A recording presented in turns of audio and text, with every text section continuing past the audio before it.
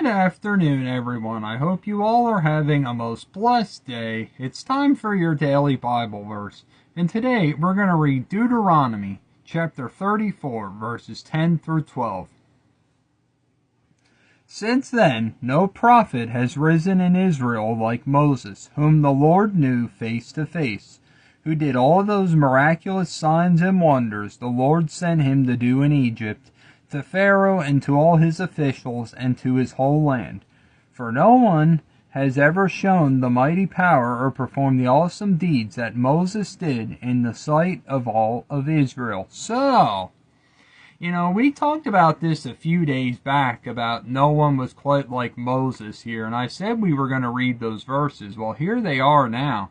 No prophet has risen quite like him, It's saying, whom the Lord knew face to face. He was one of only that saw face to face, or at least his rear end he showed him up on the mountain. Yes, in Genesis, Jacob saw him in the form of a man when he wrestled with him, but the Lord was willing to show him at least some of his glory. He told him, though, that face must not be seen. Who did all those miraculous signs and wonders the Lord sent him to do in Egypt, to Pharaoh and all his officials and to his whole land. All the plagues on Egypt, the frogs, the flies, the gnats, the dust. Nobody quite did those things like he did,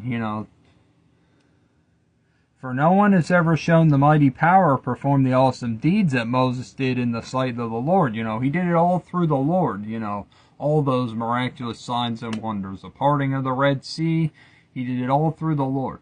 The next closest one to Moses in the Old Testament would have been Elijah. But even this is saying that he even didn't quite come close to Moses, And it's interesting, after Deuteronomy, when Moses dies, you see the book of Joshua. Joshua was a faithful servant of the Lord. But then you get into the book of Judges and you see the Israelites were already starting their rebellion. But yeah. And you know what? Seeing as Moses and Elijah are probably the top two prophets of the Old Testament, Moses being the first, that would tell me that's probably why in the Transfiguration that Jesus met with them on the mountain.